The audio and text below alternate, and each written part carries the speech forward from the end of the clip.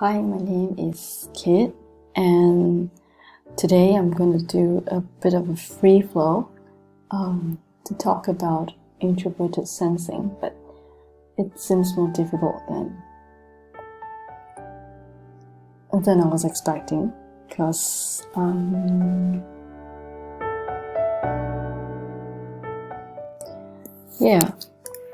so introverted sensing is a cognitive function that has been coined by Carl Jung. At least that's probably one of the references that I have right now. In fact, it kind of comes from the idea of sensation.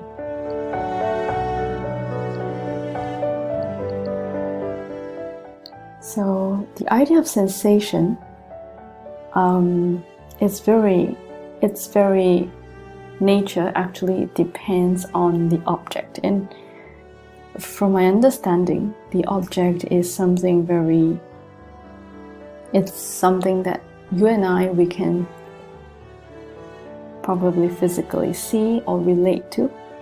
Need not be like an object as per se, but it can be a quality of something that we can actually observe. Perhaps the color, texture that we can touch, like maybe something that's running, could be running at a high speed, something on the outside that we can observe, we can sense. So I think the very nature of sensation is something that we can kind of sense. And sensing itself, truly there's no judgment to it. So you can ask yourself, maybe when it comes to tasting something. So it is what it is, to be honest, right? Like with ourselves. Taste can be bitter, it can be sweet, it can be, so it is through our judgment that we have decided for ourselves if this is something that we like, we don't like, something that we want in our life, something we don't want in our life. So, but sensation, it's basically a perception. So something like everything is like a data to us. So all these kind of things, we kind of look at it like, I think it's like a data, right? So there are times when the data kind of enters us, we may or may not know whether it is something that we want to give like a preference to, in a sense. So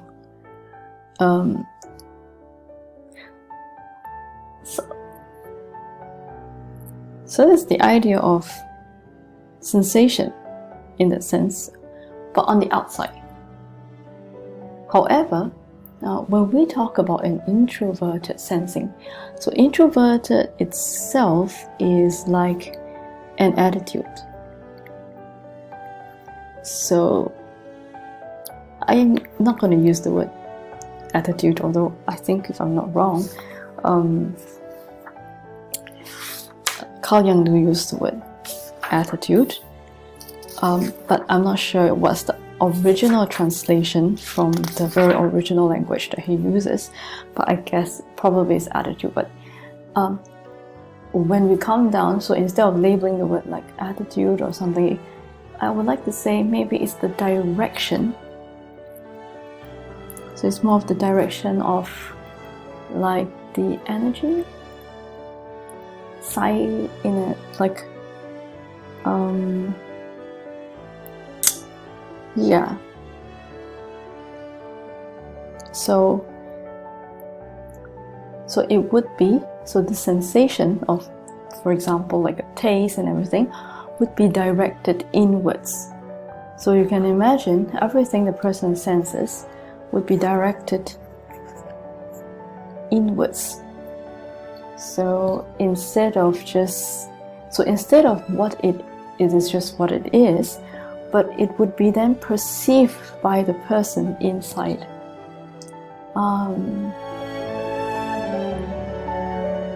Whether the person is, so it will be a little bit more subjective. So for example, if we call this person the subject or the person who's in this topic, so then the introverted sensation would be directed inwards and very much subjected to how the person is perceiving it. So one of the examples that I think Carl Jung actually uses is how we perceive, for example, a drawing or a painting. So, but when we look at a painting or a scenery and we are asked to kind of reproduce it, we will all somehow produce it very differently because of how our internal perception of it. And just remember that we're not assigning any value to this perception, whether we like it or don't like it. That's a whole different thing, but it's just that whatever we're looking at and it goes directed inwards, then it would be subjected to our own perceiving of the sensation that we are experiencing. So that's kind of like the idea of introverted sensing. So even though introverted sensing is still stimulated by something on the outside, like mainly sensory details, taste, touch, sight, colors, like more like sensory detail, although we're not going to, so we can, of course there is some possible debate on do we really have only 5 senses or 7 senses, but generally sensory detail probably is related to something more, in physics it might be something more measurable or possibly measured, or something that is more visible, observable. So it could be qualitative, it could be quantitative, or so sensory. So, but this sensation would then be directed inwards, and it will be more subjected to an individual perception. So sometimes it is so unique to the person that it is really difficult to, it might look like, so we could be looking at the same item or the same object, but the other person's perception of it could be very unique to him or her, and it would be as though it was not related to the object itself. And that is why when it comes to using the function, or rather like this function in us, I wouldn't say using, because some of us may not really. Cognitive function is just something within us that is not the brain, but the mind. So it's a bit difficult to say as though it would be a tool that you really use, not like something like your hand whereby you can consciously control your muscles. It's not all the time that it is in that manner. So it would be more like, so for some of us, even when you're using it, at the beginning I think like we are born with certain functions, we may not So it is where introspection helps us to see if we or what are the functions that we are actually using. So sometimes some of the functions may not, so I wouldn't know if I should call it like when we're using introverted sensing, or a function that is more natural to us, more conscious to us, like it's easily visible to us. So, but when we are using introverted sensing, our perception of an object is so unique. So for example, I think a very typical example is that if I'm trying to think of an example for myself, how the sensing of things are very personal to me, and it could be a very unique thing rather than something universal.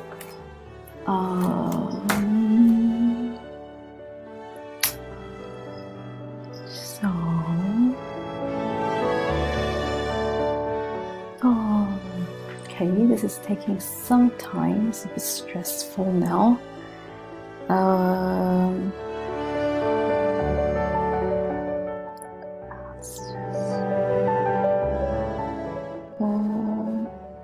Maybe for example, like the eating of durian, you know, the fruit that is really spiky with a lot of thorns. Okay, so so typically I would see durian as just a fruit, and then I would be able to say, oh, it's bitter sweet stuff. But my unique perception, if I were to really bring up this unique perception of it, so apart from it being thorny and spiky, sensory, the smell and all, so the thought, so I'm not sure, so for others, like, what do you think of it? But the thought itself of durian, okay, the thought of durian reminded me of a childhood experience, okay, that my family would gather together during this particular season where this particular fruit is in season, and we would gather as a family with my grandparents and uncles and aunties, and we would buy really a lot of durian to eat it. So my perception of durian might be skewed. So apart from seeing it, so I think when I'm actually pulling it back, you know, thinking and relating to this sensory experience that I had, definitely I think I would recall an extroverted sensing, which is of course another function, but it definitely helped me to recall a sensory experience that I had. But at the same time, you know, it pulls back a certain childhood experience that I had, whereby it's related to the family gatherings that we have surrounding this fruit. Yeah, so this is the idea of introverted sensing. That's my own understanding of what. So it would carry a different. So introverted sensing would be very different for someone else when it comes to maybe the fruit durian, you know. So because it's so, they call it subjective, but it's just a very unique perception of the fruit, I would say, because I came along with a different childhood experience. So this might bring forth to me. But this is a little bit in the past. And I'm wondering, how does introverted sensing feel now, in this very moment? So this is something that I feel like I have to. So I'm not sure whether I can really fully explain this. But maybe it's definitely related to sensory experience. Now, I don't really want to use the word details, but sensory, maybe experience instead, because I think that the idea of paying attention to details, it can also be trained. It's an upbringing. It can also be the degree of details that everybody notice. It also may vary from situation to situation,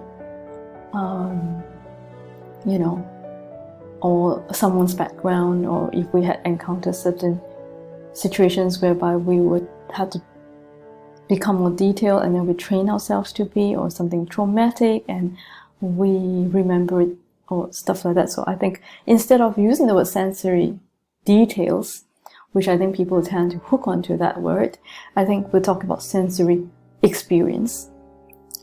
Yeah, so because I noticed that I was talking about childhood past. What about now? You know, sensory experience. So normally to me, a sensory experience is quite like what it is. If I don't really assign a value to it, whether I like it or not, I notice that it is what it is. But so I'm not sure if other people would have a slightly different experience from this. So yeah, so this is just a little bit of an idea of what introverted sensing is, and how obvious is this unique perception of the sensory experience it is for you. Because once this unique perception sets in, it draws you away from the object that you were originally sensing.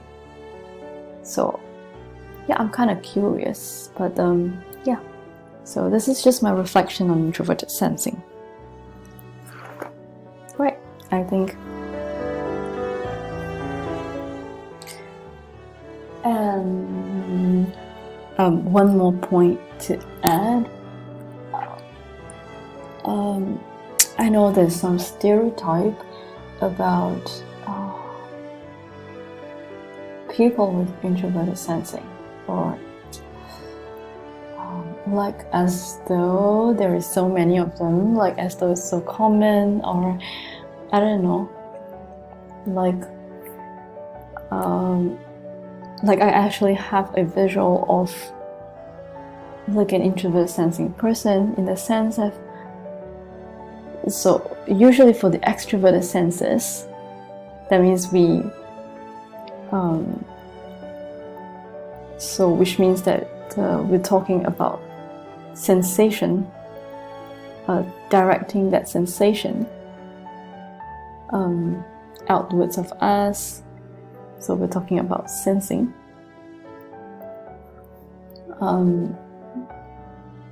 Which is experiencing things for what it is, whether it's a hot day, the sun is scorching on my body, and feeling cold, biting or something. So that is an extrovert sensing. But because for introverted sensing, it is such a unique perception of the sensation itself, it's almost like I have this, you know, so the introverted senses are just extremely unique. Like, no, there's no single introverted sensor, or no single introverted sensing experience is ever the same. And because the nuance of it is just uniquely theirs, uniquely ours. So it's just it's in fact the most unique, like, function in some ways. So in fact, in contrast to maybe the NI or the NE users, I don't know, but like intuitives are sometimes connected to something very, very, very collective, like a universal thing. So in fact, we could be connected or understanding a very universal concept, a very universal picture of humanity, or a human condition, or the infrastructure of our society. But in fact, it is connected to something more collective and universal, whereas introverted sensing, really it's very unique perception of the sensory experiences. Yeah, that's just kind of what I thought I would add, because that's something that I kind of reflected a little bit onto.